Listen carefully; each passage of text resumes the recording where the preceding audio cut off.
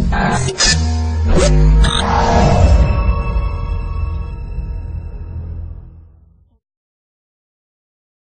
hubiéramos podido ganar la guerra frente a Bolivia si no hubiéramos tenido a un hombre honesto como Eligio Ayala y a un hombre capaz que vio los peligros mucho antes que cualquiera. Esa misma guerra del Chaco nos colocó también ante el gran desafío de ser gobernado por gente que sabía. Y cuando los paraguayos creemos en la gente que sabe, nos ha ido bien. Cuando hemos tenido la mala elección de continuar con los mediocres y los corruptos y los incapaces, al Paraguay le fue mal. Y esa guerra fue conducida no solo por el Eusebio Ayala en el terreno civil, sino por un gran estratega militar que fue José Félix Estigarribia. Aquella guerra nos devolvió el orgullo, aquel que habíamos perdido en la guerra de 1870, y nos colocó en una nueva dimensión que desafortunadamente, y de nuevo la historia y la mala suerte, volvió a hacernos encontrar con una desgracia que fue la Revolución de 1947, en que nos enfrentamos encarnizadamente colorados, liberales, febreristas, en una situación que nos dejó también profundas huellas en cada uno de nuestros caracteres. A partir de allí, en 1954, canjeamos libertad por seguridad, canjeamos el orden autoritario por la posibilidad de construir y de creer en una democracia, y tuvimos la larga noche de esa dictadura de Stroessner, que no solo proscribió el verbo, sino algo peor, gobernó con los peores defectos de los paraguayos, que es la peor de las formas de gobernar una nación. Hoy estamos ante un reto extraordinario. Tenemos todo para ser felices y para ser prósperos.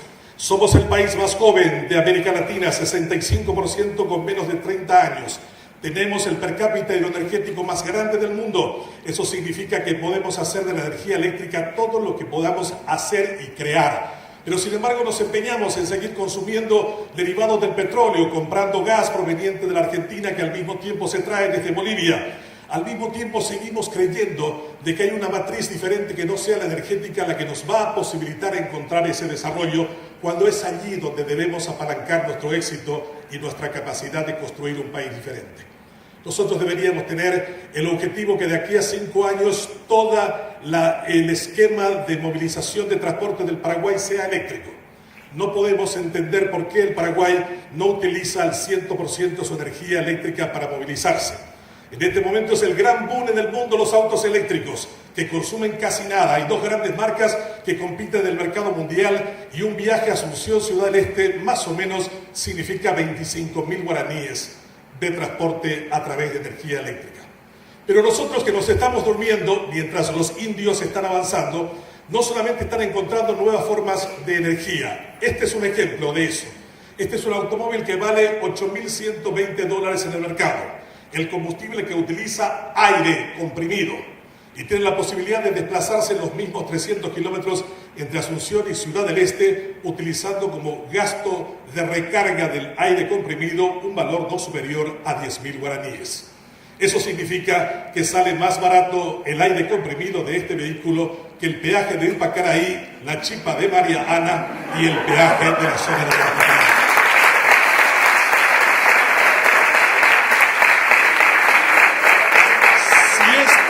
es la base de nuestra riqueza. Uno se pregunta, como me dijo una vez de manera muy directa un voluntario del Cuerpo de Paz: va la peusea de Paraguay. ¿Qué es lo que quieren comer?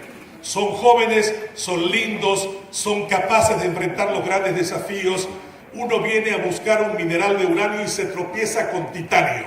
Tiene silicio en cantidades extraordinarias. Tienen las posibilidades de explotación minera más grande que tiene América Latina, y sin embargo son pobres. 4 de 6 paraguayos viven con menos de $2 diarios. Esa es la mayor vergüenza, el hecho de no merecernos el Paraguay donde vivimos. El Paraguay tiene una potencialidad enorme por sobre cualquier país de la región, y sin embargo seguimos creyendo que no somos capaces de alcanzar el éxito. Tememos el éxito. Nos complica tremendamente estar en ventaja. Una vez pregunté a un defensor de la selección paraguaya cuál era el momento más difícil del juego, y me dijo los primeros 20 minutos 1-0 a nuestro favor. Y el mejor momento, ¿y por qué? Y porque en ese momento creemos que nos van a empatar y nos van a ganar.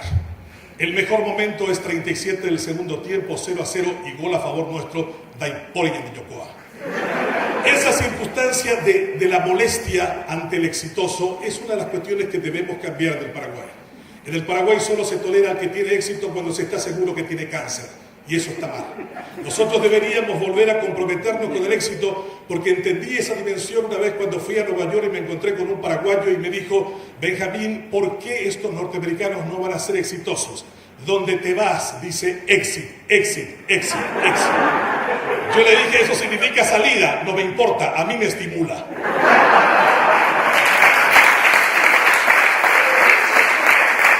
Ante una circunstancia de ese tipo, uno dice: ¿cuándo los paraguayos vamos a pellizcarnos cuando vemos a personas exitosas? ¿Por qué nos cuesta tanto elogiar al que es capaz? ¿Por qué aquel que estudia tiene tantas dificultades en este país? ¿Por qué la mediocridad se enseñorea de una manera rampante entre nosotros y no da margen para sentirnos orgullosos de lo que hemos aprendido afuera y podemos devolver al Paraguay? Cuando tengamos espacio para poder entender estas cosas y para saber que la educación es lo único que nos pueda transformar, quizás podamos entender lo que Albert Einstein había dicho alguna vez. Todos los imperios del futuro van a ser imperios del conocimiento y solamente serán exitosos los pueblos que entiendan cómo generar conocimientos y cómo protegerlos. Cómo buscar a los jóvenes que tengan la capacidad para hacerlo y asegurarse que se queden en el país.